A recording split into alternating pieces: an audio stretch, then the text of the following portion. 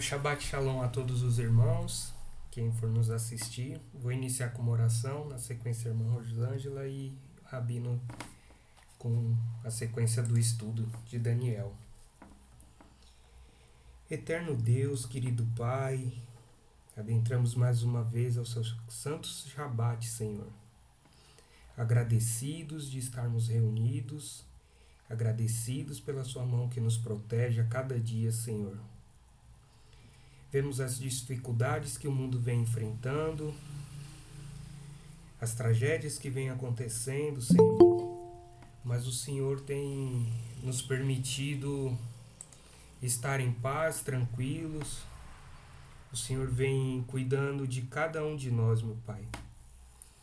Sabemos que para alcançar a Tua graça, temos que estar alinhado com a Tua palavra, com o Teu querer, Senhor. Que o Senhor tenha um cuidado especial com cada um de nós. Pedimos essa noite sabedoria para entender a palavra que o irmão irá nos passar, que o Senhor possa estar com ele, que seu Espírito Santo possa guiar todos os irmãos para um profundo entendimento da Tua palavra. É o que desejamos nesse início de Shabbat. Em nome de Cristo, seu Filho amado. Amém, Senhor. Eterno Pai querido, nós somos imensamente gratos, Senhor, porque até aqui Tu tens o sustentado, Senhor. Obrigada, Senhor, porque Tu estás conosco no nosso levantar e no nosso deitar. Obrigada porque nessa semana, Senhor, suprisse as nossas necessidades, Senhor, sustentasse as nossas casas, Senhor, e nos desse o vigor para continuar. Que nesse Shabat nós possamos entrar verdadeiramente no Teu descanso, no deleite da Tua presença, Senhor. Que essas palavras que aqui serão ministradas possam fazer diferença na nossa vida, que possamos verdadeiramente, Senhor, vivê-la, Pai, para que Teu nome seja glorificado, para que sejamos, Senhor, sal nessa terra tão insípida, Senhor. Que façamos a diferença, Senhor, não no muito falar, mas em agir conforme a Tua vontade. Nós entregamos essa reunião na Tua mão, Senhor, para que Teu Ruach HaKodesh tenha liberdade, Senhor. Em nome de Yeshua HaMashiach. Amém. Amém. Deus abençoe a todos. Amém. Shalom, shalom, galera. Shalom. Shabbat shalom, Rabino. Shalom. Meus amados, nós estamos estudando na semana passada e hoje o capítulo 2 de Daniel sobre o sonho que ele teve. E ele ficou perturbado com aquele sonho porque ele não conseguia se lembrar. Aí vem a pergunta, por que ele se perturbou com o sonho? Porque ele era muito místico. E na época, na sua região, na Babilônia, eles tinham dava muita ênfase aos sonhos. Na verdade, a Bíblia nos relata de muitas pessoas que tiveram sonhos. O profeta Joel nos fala sobre que com o derramamento do Ruach HaKodesh, do Santo Espírito, os seus velhos terão sonhos. Os jovens terão visões. Sonhos e visões são coisas diferentes. Porém, isso incomodou muito, porque foi uma coisa muito forte que ele viu. E por que foi um sonho muito forte? Porque é um sonho profético. E a diferença de um sonho profético para um sonho comum é a intensidade desse sonho. Então, quando você tem um sonho com muita intensidade, muita claridade, né, que os místicos chamam de clarividência, realmente aquilo o incomoda. E ele, quando acordou, imediatamente ele esqueceu do sonho. Nós já falamos sobre isso, que foi chamado todos os sábios, menos Daniel e seus amigos, na primeira chamada. E Nabucodonosor foi muito claro. Vocês me revelem o sonho. Quando eles perguntaram qual o sonho, ele disse, eu não lembro. Vocês têm que saber o sonho e revelar. Se vocês não fizerem isso, vocês vão morrer. E Nabucodonosor era um homem perverso. E ele ordenou que matasse todos os sábios da Babilônia, que incluía também Daniel e seus amigos. Daniel e seus amigos estavam acabando de chegar na Babilônia. E agora Daniel ele vai recorrer a Arioque e ele vai pedir para o rei que desse mais um pouquinho de tempo. No capítulo 2, no versículo 16. E Daniel entrou e pediu ao rei que lhe desse tempo para que pudesse dar a interpretação. E então Daniel foi para sua casa e fez saber o caso a Ananias, Misael e Azarias, seus companheiros, para que pedissem misericórdia ao Deus do céu sobre esse segredo, a fim de que Daniel e os seus companheiros não perecessem com o resto dos sábios da Babilônia. Aqui tem uma mensagem para nós hoje. Nós temos que pedir a Deus que nos revele a verdade. Esta geração que nós estamos vivendo, talvez seja a pior geração que já existiu aqui. Por quê? Pela essa facilidade tecnológica. Em virtude dessa facilidade tecnológica, muitos falsos líderes religiosos têm se apresentado e induzido muitas pessoas ao erro. Essas pessoas, elas têm recursos financeiros, têm capacidade de falar, fazem produções praticamente cinematográficas nos seus YouTubers, e aí eles apresentam para as pessoas uma verdade misturada com a mentira. Não há como nós ficarmos presenciando esse tipo de coisa e não alertar as pessoas. Porque eles usam uma parte da verdade para induzir as pessoas ao engano e à mentira. Porém, a Bíblia aqui nos fala que Daniel chamou seus 3 amigos e buscaram a presença do Deus vivo. Buscaram que Deus revelasse o sonho. E Deus revelou. E como vocês sabem, o sonho, nós já falamos aqui, daquela grande estátua que representava toda a história humana. Então, o princípio número 1, quando você tiver dúvida, busque em oração a resposta. E Deus vai te dar essa resposta. Não seja vítima da mentira. Não seja vítima do engano. Porque lá na frente, você vai sofrer com isso. Lá na frente, a mentira de hoje vai te causar um mal muito grande. Para que nós não sejamos induzidos à mentira, então nós temos que pedir a Deus sabedoria. E Deus vai nos conceder essa sabedoria para podermos entender. Nós temos a resposta na Bíblia. Porém, as pessoas ficam titubeando entre vários senhores. Elias, quando se deparou com os 850 falsos profetas, o que ele disse para o povo? Por que vocês estão titubeando? Se Baal é Deus, vai servir. Mas se Jeová é Deus, sirvam. Porque as pessoas estavam em dúvidas. Porque a palavra Baal é Senhor. E Jeová se apresenta como Senhor. De repente, os 850 profetas, que eram 400 de Baal e 450 de Aserá, eles eram pessoas importantes. Se trouxermos para os nossos dias, talvez fossem pastores, líderes de grandes movimentos religiosos, ou talvez youtubers com milhares e milhões de seguidores. Então, eles atraíam a grande massa de Israel. E ali está Elias, maltrapilho, sozinho, só que ele diz, escolham a quem vocês devem servir. E a mesma coisa que nós temos que dizer hoje. Você deve escolher a quem você quer servir. Se você quer servir ao Deus de Israel, Yehová Tsevaot, sirva-o, mas plenamente. Porque o apóstolo Pedro diz, melhor é não ter conhecido a verdade do que conhecer e não praticar. Nós vemos a negligência da parte de muitos dos nossos irmãos.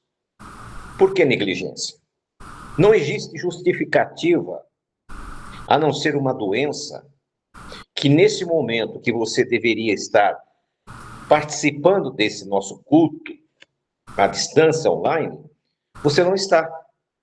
Hoje é Shabat. Não que eu me interesse, o que eu queira, público, isso não faz a menor diferença para mim. Quem me conhece sabe que eu não me preocupo com isso. Isso já ficou muito tempo lá atrás. Eu hoje estou com o espírito de Josué. Né? Josué foi claro. Eu e minha casa queremos servir ao Senhor. Vocês decidam o que vocês querem fazer. E aqui Daniel foi explícito também. Vamos orar e pedir misericórdia. Então você tem que pedir misericórdia a Deus, para que Ele te ilumine, principalmente no campo profético. Porque cada movimento do tabuleiro da história muda toda a história. Até antes do dia 20 de janeiro, o mundo era de um jeito. Depois do dia 20, mudou tudo. E muitas coisas vão acontecer. Quem tem acompanhado jornalistas sérios sabe que o mundo está de ponta cabeça. Por isso que nós temos que optar a quem vamos servir. Daniel leva à presença do rei, fala sobre o sonho que ele teve. Quando Daniel começa a falar, rapidamente o rei se lembrou. E na visão, nós vamos tratar hoje das duas pernas. O período das pernas foi um pouco depois dos gregos, que é o retorno ali dos macabeus, e o início do Império Romano. Inicialmente, o Império Romano, ele era unificado. Depois, por volta do século IV, o Império Romano, ele vai criar uma nova religião. Essa religião vai adotar o Deus do povo judeu, o Messias do povo judeu, e vai fazer com que ele fique um Deus romano e um Messias romano, que é quando Constantino cria a sua religião. Por isso que era duas pernas. Não era um império só, eram dois impérios. O Império Romano e depois o Império Sacro Romano. Quando você for pesquisar, separe. O Império Romano é o império em que os romanos eram pagãos. O Império Sacro Romano, que é a outra perna, é o período em que o império criou-se a religião cristã. Só que na visão de Daniel, a visão de Nabucodonosor, quando Daniel revela, chegou nos pés. E nessa visão, aqui que é o grande problema da interpretação profética. São 10 dedos, sendo que uma parte era de lodo, de lama, barro, argila, a outra parte de ferro. E diz também que eles iriam se unir através do casamento para tentar fortalecer.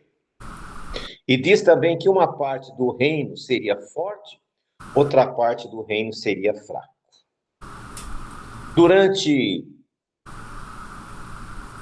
Desde o surgimento do Sacro Império Romano, no século IV, até o século XV, se passou 11 séculos. E esses 11 séculos que se passaram, a Igreja Romana, ela era única. Então, ninguém jamais disse que seria os estados europeus os seus pés. Tá? Quando surgiu o protestantismo, Uma das formas de denegrir o Império Sacro Romano era colocar as profecias que condenavam em cima do papado, como sendo o papado a besta, né? E sendo aqueles países fracos ou fortes ali da Europa, que eram católicos, na sua maioria. Não podemos esquecer que a maioria absoluta era católica, apenas a Alemanha, a Inglaterra, no início, era protestante. Então, eles começam a falar que essa profecia dos pés se referia aos Estados europeus. Só que os Estados europeus é muito mais do que 10. Você pode pesquisar, você vai ver que a quantidade é muito maior. Tanto Europa Oriental como Europa Ocidental. Então, a profecia não bate. E a profecia aqui nos diz o seguinte, continuando. No versículo 42 do capítulo 2. E como os dedos dos pés eram em parte de ferro e em parte de barro, assim por uma parte o reino será forte, e por outra será frágil. Quanto ao que vistes de ferro misturado com barro de lodo, misturar-se-ão como a semente humana, mas não se ligarão um ao outro, assim como o ferro se não mistura com barro. Agora presta atenção, nos dias destes reis, nesse período, o Deus do céu levantará um reino que não será jamais destruído. E esse reino não passará a outro povo. Esmiuçará e consumirá todos esses reinos e será estabelecido para sempre. Da maneira como vistes no versículo 45, que do monte foi cortado uma pedra sem mão, ela se esmiuçou o ferro e o cobre, o barro, a prata e o ouro. O Deus grande fez saber ao rei que há de ser depois disto, e certo é o sonho e fiel a sua interpretação. Então, aqui na profecia, diz que no período dos pés da estátua, uma pedra é lançada, ela sai da montanha e é lançada sobre todos esses reinos. A pedra não veio do céu. Muitos falam, veio uma pedra do céu. Inclusive, os pintores, quando pintam, a pedra não saiu da montanha. Que montanha é essa? Um monte Sião, Jerusalém. Porque a Bíblia diz que Jeová escolheu Sião para a sua morada. Ali, em uma outra dimensão, essa pedra, que é Yeshua, ela virá nos dias desses reis e estabelecerá um reino que jamais será destruído. Ou seja, nós estamos vivendo nesta época, nesta geração, em que virá esse poder. A Igreja Romana, que é a segunda perna da estátua, ela teve muito poder até meados do século XX. Depois do meados do século XX, ela perdeu totalmente o poder. Você pode ver que nem nos noticiários ninguém fala mais nada. Hoje o que se fala são judeus e muçulmanos. Raramente se fala de Roma. Roma se reduziu de o maior império já visto, o mais longo e o maior império, se reduziu à pequena cidade do Vaticano, dentro da cidade de Roma. Praticamente desapareceu, ela não tem mais influência alguma. No mundo cristão, os protestantes ocuparam um espaço e eles estão procurando se ocupar ali e preencher esse espaço. Como religião, a Igreja Católica, nos países católicos, ainda tem um pouco de domínio, mas é um domínio totalmente eclesiástico. Elas não têm mais domínio político, né? Elas não têm mais domínio militar. É apenas religioso, entre eles mesmos. Não influenciam quase nada com as demais religiões. Então, no dia desses reis, desse período, que existe uma outra visão também, mas eu fico Eu não posso dizer que seja uma ou que seja outra, porque não há luz ainda para isso. Outros acreditam que é o islamismo, que está aflorando, está invadindo a Europa, está invadindo todo mundo. Aonde você vai, o islamismo está invadindo. Quando eu era garoto, de uns 15 anos, frequentava uma igreja, numa cidade próxima aqui, chamada Carapicuíba. Hoje, essa igreja, o prédio dessa igreja é uma mesquita muçulmana. Então, nós vemos que o Islã ele está se espalhando, se infiltrando em vários lugares. Quando eu estive na Europa, em Londres, a coisa mais difícil do mundo é você achar um cristão. O que tem lá é muçulmano e hindu. Então, nós vemos que essas religiões, elas estão dominando. Se você vai na Bélgica, a Bélgica hoje é totalmente islâmica. Na França, o islamismo está tomando conta. Então, não dá para nós chegarmos aqui e falar, não, é isso aqui. Não dá. É especulação. E nós não podemos especular. Porque se nós especularmos, nós estamos transgredindo princípios. Então, nós não sabemos exatamente o que é esses 10 dedos sendo barro ou ferro. Pode ser os islâmicos, como pode ser outra coisa qualquer. Se eu disser para vocês é isso ou aquilo, nós vamos estar mentindo. Nós não temos base ainda. Pode ser que daqui para frente surja mais luz. O que nós sabemos é que neste período que nós estamos vivendo, esta pedra, a pedra angular, como diz o salmista, a pedra que foi rejeitada pelos construtores, é ela que vai encher toda a terra. É ela que virá, estabelecerá um reino que jamais será destruído. E é isso que mais chama a atenção. E continuando aqui na leitura, no versículo 46, depois de trazer o sonho e a visão, Nabucodonosor teve plena consciência que era exatamente aquilo. E o que deixou ele muito feliz era que a cabeça comanda o corpo. A cabeça comanda tudo. E ele entendeu assim, era de ouro, de maior valor. E ele, então, no versículo 46, então o rei Nabucodonosor caiu sobre o seu rosto e adorou a Daniel. E ordenou-lhe que fizesse ofertas de manjares e perfumes suaves. Respondeu o rei a Daniel e disse, certamente o vosso Deus é Deus dos deuses e o Senhor dos reis, e é o revelador dos segredos, pois pudesse revelar esse segredo. Nabucodonosor tinha plena consciência que era impossível um ser humano descobrir o que outro sonhou e trazer uma revelação com tanta clareza. E aqui ele reconhece que Jeová é o Rei dos Reis, o Senhor dos Senhores. Notem que Nabucodonosor vai ter muitos altos e baixos.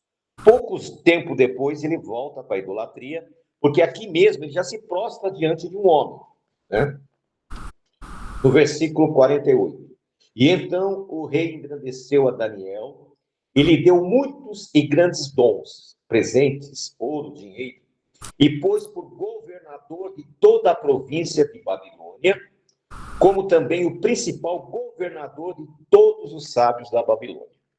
Agora, então, ele coloca ele como governador de tudo. Nabucodonosor é o imperador, mas o segundo homem é quem? Daniel. Daniel aqui não tinha 20 anos ainda. Talvez 18. Mas ele foi engrandecido porque ele servia o Deus de Israel. Quando chegou lá, qual foi a primeira coisa que ele pede? Não participar das comidas do rei, porque eram alimentos não permitidos. Muitas vezes você tem dúvida quanto à questão alimentar. Ah, mas será que é isso mesmo? Lembre-se que Eva pecou pela comida. Caim pecou pela oferta. E agora Daniel não quis cometer esse mesmo erro. E a Bíblia fala que ele se fortaleceu quando aquela alimentação não era para isso. Porque Deus intervém na história humana. E Deus interveio na história de Daniel, Nabucodonosor, e Daniel era um homem tão consagrado a Deus, né, que ele, no versículo 49, diz assim: e pediu Daniel ao rei, e constituiu ele sobre o negócio da província de Babilônia, aos seus 3 amigos, Sadraque, Mesaque e Abdenego. Mas Daniel ficou aos pés do rei, do imperador. Então nós vemos como Deus age quando você cumpre os mandamentos de Deus. Você não abre mão dos princípios. Deus te coloca numa posição de destaque. Daniel poderia ter ficado frustrado com o Deus de Israel. Deus não os protegeu, destruiu a cidade de Jerusalém. Deus fez com que ele fosse levado cativo. Existe a possibilidade. Por que eu digo possibilidade? Porque eu não gosto de dizer coisas que eu não tenho 100% de certeza. Mas a possibilidade dele ter sido virado eunuco e seus amigos eram muito grandes. Porque eles faziam isso com aqueles que serviam no palácio. Então, ele era para estar revoltado contra Jeová, contra Jeová. Mas, pelo contrário, a sua história é uma história de dedicação. Não importa os problemas que você tem, não importa a dor que você sente, não importa as perdas que você tem. O que importa é sua fé com Deus. Se você for uma pessoa de fé, você vai superar todos os obstáculos. Muitas pessoas vão perder a eternidade por causa da boca, tanto comendo como falando, por causa das transgressões. Eu estava hoje estudando um pouco sobre a grande tribulação que deverá vir sobre o mundo. Os evangélicos fazem uma salada tremenda, né? Uns são pré, outros são pós. Então, uns dizem que Deus, a qual eles creem, vai pegar a igreja deles e vai levar para algum lugar no céu e não vai passar pelo sofrimento que a terra vai passar. Outros acreditam que eles vão passar naquele sofrimento ali, porém a Bíblia não fala isso. A Bíblia diz o seguinte, que 1000 cairão ao teu lado e 10.000 à tua direita. Deus vai proteger o seu povo. Deus vai colocar o seu guarda-chuva sobre você para que você não seja atingido por nada que vai vir sobre esse mundo. A grande tribulação, a grande perseguição, o grande sofrimento será para aqueles que não têm o sinal de Deus, como está lá em Apocalipse. Mas aqueles que tiverem o sinal de Deus, esses não vão sofrer, vão ser protegidos. Da mesma forma que Noé e a sua família ficou protegida dentro daquela arca, da mesma forma que os israelitas foram protegidos desde o Egito até a chegada a Canaã, o povo, aquele que estiver em aliança com Deus, que tiver o sinal de Deus, que está em Ezequiel 20:20, vai ser protegido. Então você não precisa se preocupar quem vai ser a besta, quem vai ser o anticristo, quem vai ser isso, quem vai ser aquilo. Não se preocupe com isso. Se você estiver aliançado com Deus, cumprindo os seus compromissos com Deus, como diz lá em Ezequiel 20:20, santificai os meus shabatotes, pois servirão de sinal entre mim e vós, para que saibais que eu sou o Senhor vosso Deus. Ezequiel está falando do sinal de Deus. O sinal de Deus é o 7º dia, o Shabat, e as festas bíblicas. Quem tiver esse sinal, quando as pragas apocalípticas estiverem caindo na terra, eles serão protegidos. A sua água e o seu alimento será garantido. Ninguém que serve a Deus terá que passar por essas coisas. O mundo vai estar numa angústia tremenda. Guerras, rumores de guerras, pragas, pestes, tudo vai estar caindo sobre a terra. Porém, o povo de Deus que estiver aliançado com Deus. Eu canso de dizer aqui, meu irmão, minha irmã, não escolha mandamento.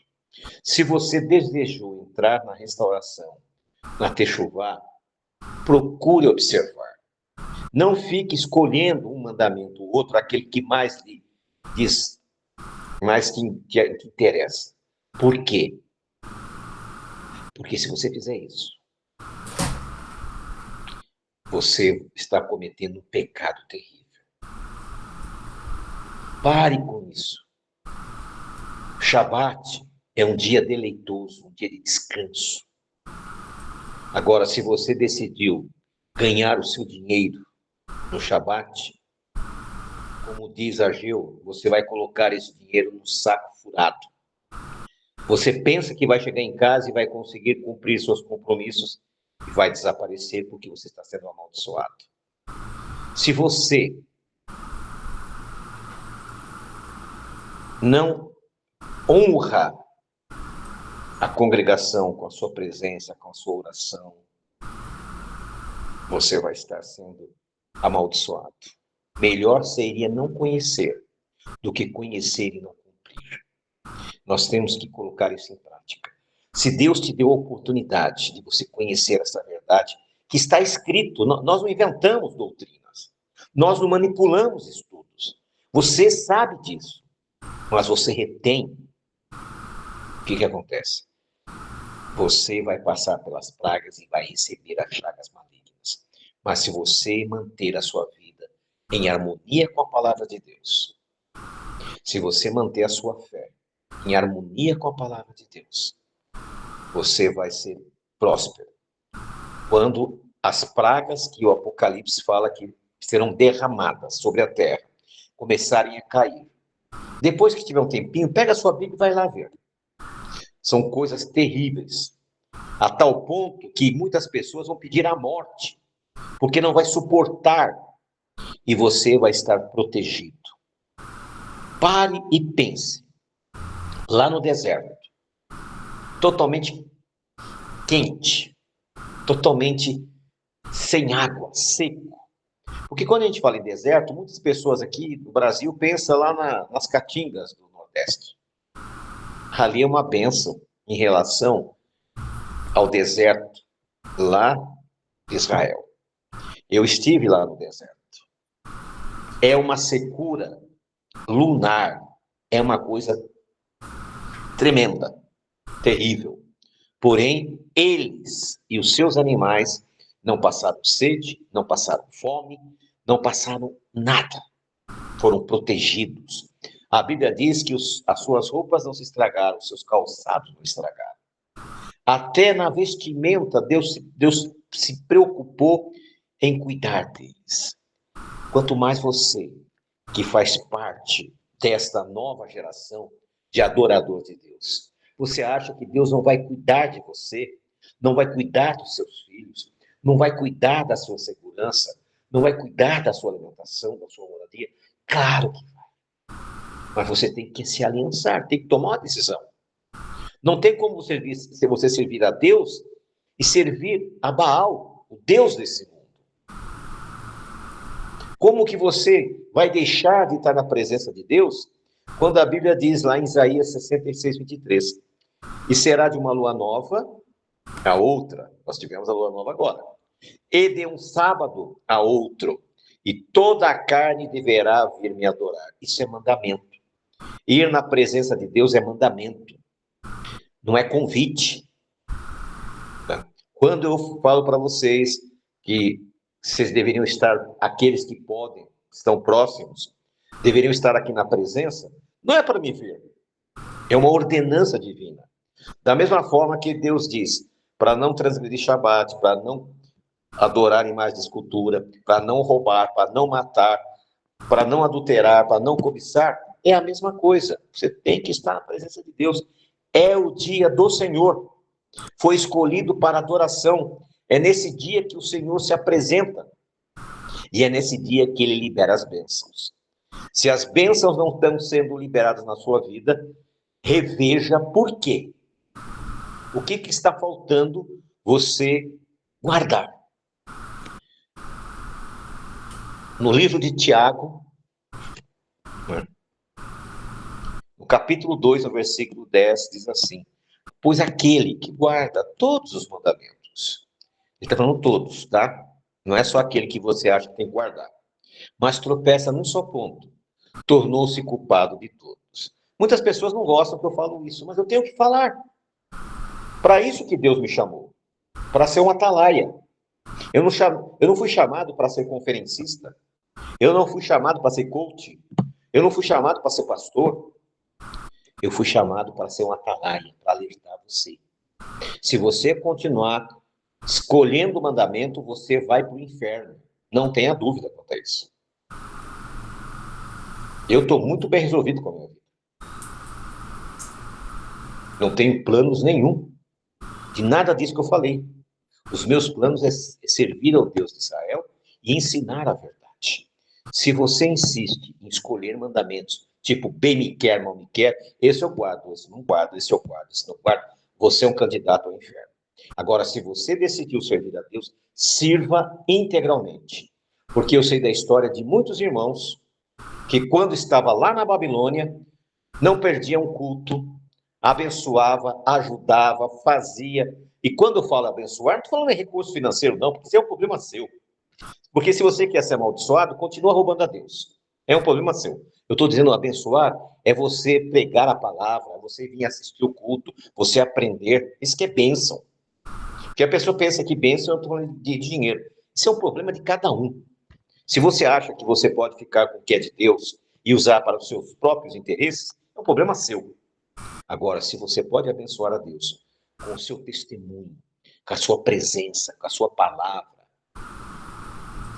e eu faço a seguinte pergunta a você. É 21 horas e 16 minutos. Quem garante que amanhã, nesse horário, você vai estar vivo?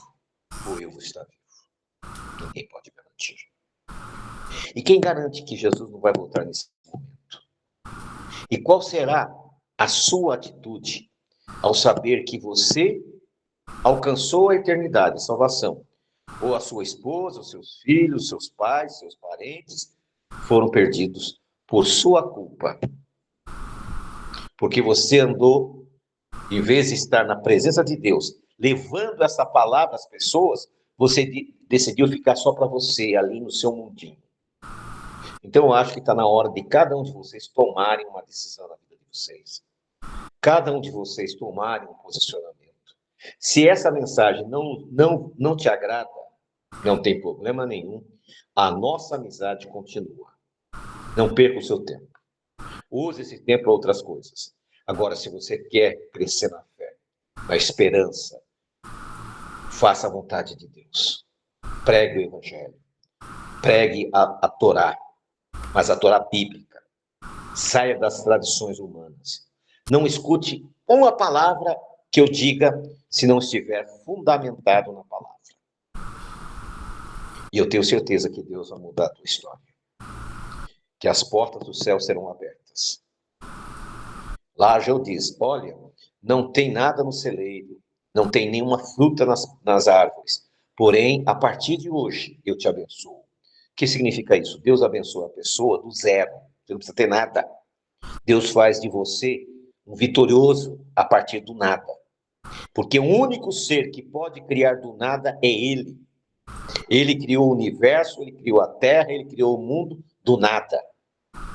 E Ele pode fazer isso na tua vida. Ele pode mudar a tua história. A partir de hoje você vai ser uma nova pessoa. Talvez você está frustrado porque você não conseguiu resolver seu problema financeiro, sua saúde, sentimental. Põe tudo isso no altar do Senhor. Faz um acordo com Deus. Faça uma aliança com Deus. E diz assim, a partir de hoje, eu vou ser um servo fiel. A partir de hoje, eu vou me entregar por completo à tua palavra. Vou pregar aos meus entes queridos. Vou mostrar que existe um Deus em Israel. Faça isso. Essa semana, o presidente de Israel, o Benjamin Netanyahu, esteve ao lado do maior governante do mundo. Talvez o Trump tenha o mesmo poder que tinha Nabucodonosor. Foi o primeiro político das quase 200 nações do mundo que foi convite de honra para estar na presença do maior governante desse mundo. Um paizinho pequeno, insignificante, porém a menina dos olhos de Deus. Isso é profético. Percebam, isso é profético. Então percebam que Deus pode fazer isso com você também. Talvez você está aí decepcionado com as coisas que não estão acontecendo. Mas entenda uma coisa. A verdade vai te libertar de tudo isso. Você vai ser uma pessoa que vai prosperar espiritualmente, na vida sentimental, na vida familiar. Seus netos serão uma bênção, seus filhos, suas noras, seus genros, seu marido, sua esposa, enfim. Deus pode transformar as suas vidas. Muitas vezes, nós tomamos decisões equivocadas, diferente. Nós vemos dois homens com nomes parecidos, mas que tomaram decisões diferentes. Ló seguiu o que a mulher queria fazer. Não ousou desobedecê-la. E a história nós sabemos. Ela morreu.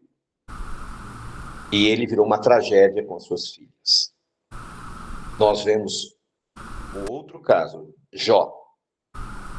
Jó sofrendo tantas perdas, uma doença terrível, não ousou blasfemar contra Deus. E quando a mulher tentou induzir ele a fazer isso, ele disse: você é uma louca, você não sabe o que você está falando. E a Bíblia diz que Deus reverteu a história dele. Deus transformou a vida dele. Obviamente, Deus pode fazer isso conosco, desde que nós não nos revoltemos contra Deus. Qual a dúvida, qual a dificuldade de você entender que a necessidade da aliança com Deus é que vai mudar a tua história? Não tem. Então a profecia de Daniel sobre a estátua é justamente isso, contando a história do mundo. E nós estamos aqui nos pés da estátua. Não sei o significado. Se alguém disser que sabe, está mentindo. Ninguém sabe. Nós deduzimos e imaginamos. Mas deduzir e imaginar não é verdade. Se Deus nos der luz, nós vamos chegar lá. Mas até agora não teve. Tem especulação a milhão por aí. Tudo que é indivíduo está contando uma história. Eu prefiro não contar a história. Eu prefiro dizer o seguinte: nós estamos vivendo nesta época entre o ferro e o barro. E é nessa época que a pedra, sem auxílio de mão, é tirada da montanha, de Sião, e volta para cá, e enche toda a terra. E você pode fazer parte desse grupo, que vão herdar a salvação, que não vão sofrer a perseguição, que não vão passar pelas pragas. Você pode ser um desses. É uma questão de escolha. Quando nós optamos em escolher estudar o profeta Daniel, era justamente sobre isso que nós vamos falar. Mais para frente nós vamos esmiuçar outras profecias que são mais fáceis de entender. Mas essa, o pé não dá para entender ainda. Não sabemos exatamente quem são esses 10 reinos fracos e fortes. Mas nós sabemos que nesses reinos, o grande rei, Yeshua HaMashiach, nosso Messias, vai reinar nesse período. Então, que Deus abençoe vocês. Faltam 11 minutinhos. Dá tempo de fazer mais orações. Dá tempo de responder alguma pergunta, se alguém desejar. Né? Vamos colocar aí 2 minutinhos de resposta, se alguém tiver alguma pergunta. Na sequência, o irmão Danilo escolhe mais 2 irmãos para orar. Nós oramos a oração final e a bênção. Então, sinta-se à vontade, quem quiser fazer alguma pergunta. Shalom, eu gostaria de perguntar. Pois não? Pode perguntar. Bom, em torno do que o senhor mencionou sobre a proteção de Deus na tribulação, eu enxergo diferente. Eu vou expor a minha perspectiva e gostaria de um contraponto justamente do senhor, né? Para eventualmente restabelecer meu pensamento.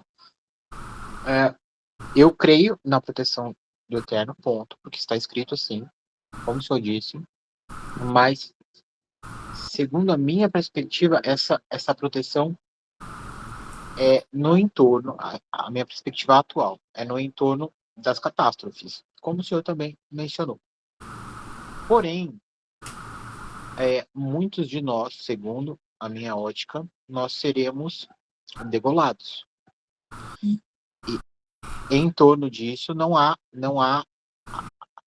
a mão do Eterno protegendo, não por uma negligência dele ou por um abandono dele, mas porque estes são justamente os selecionados que irão reinar com Yeshua. Eu vou te responder isso aí. Esses degolados não são os atuais. É durante toda a história e no final. Nós temos um grupo especial de 144 mil que serão recolhidos das nações e eles serão especiais. Então, é um texto, é uma coisa que não vale a gente ficar, como se diz, na minha perspectiva. Não temos a mesma, não dá para chegar a esse ponto. O que eu posso lhe garantir a vocês é o que a Bíblia diz. 1000 cairão ao teu lado, 10.000 à tua direita, serão atingidos. A sua alimentação será certa, a sua proteção. Isso aí é notório.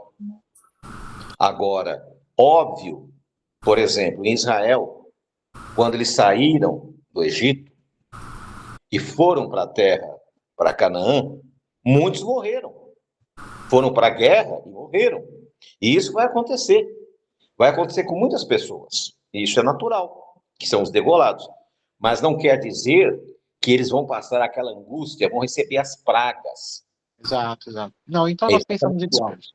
Exatamente. É isso mesmo. Perfeito. Ok, é isso. Obrigado. Eu acredito que os degolados são uns e os 144 mil são outros, mas... Sim. Mas aquela coisa, crer é uma coisa, ter certeza é outra. Exato, nós não temos como cravar. Exato. Exatamente. Muito obrigado. Obrigado, senhor. Fala, Cristiane. Rabino, essa coisa dos degolados, isso está na Bíblia? Tá. Ah, tá, porque eu sempre achei que era uma falácia dos pastores e tal. Não, tá lá que os degolados estão, as almas dos degolados estão embaixo do altar. Ah, tá, então tá em Apocalipse? Isso. Eu só não entrei nesse detalhe, lá na frente a gente vai entrar. Então, uma outra situação, senão vira uma confusão danada. Mas está na Bíblia, sim, tá? Obrigado. Então tá bom. Obrigado você. Mais alguém? Quer fazer mais uma pergunta?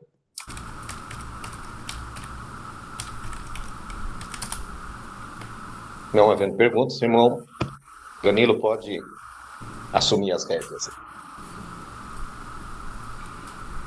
Eu pesquisei aqui para a Cris, depois se ela quiser dar uma olhada, eu acho que vai estar ali em Apocalipse de 6, 9 a 11, tá, Cristiane? Sobre essa parte aí dos que clamam ali sobre o altar, né, de Jeová, e que são os degolados. Aí, se você puder ler esse capítulo 9, eu acho que você vai conseguir ter uma perspectiva aí desse tema, tá? Obrigada, irmão. Vou ler. Nada. Eu queria saber se o irmão Elito pode fazer a oração e o irmão Jean também pode fazer a final e o Rabino concluir com uma bênção, por favor.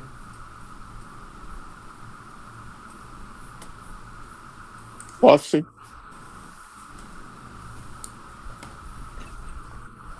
Querido Jeová Deus, te agradecemos, meu Pai, por mais esse Shabbat, por mais essa semana. Te agradecer, meu Pai, pela saúde, pelo trabalho, pelo alimento.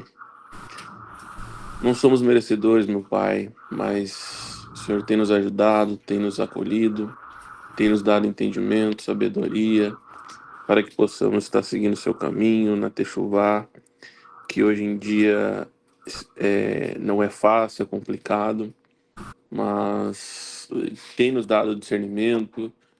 Peço, meu Pai, que abençoe os irmãos aqui presentes, as suas famílias, seus filhos, que possa, se alguém estiver com um problema de saúde, que ele possa vir estar restabelecendo a saúde, que possa vir estar ajudando. E só temos a agradecer, meu Pai, porque não somos merecedores, mas o Senhor tem nos ajudado.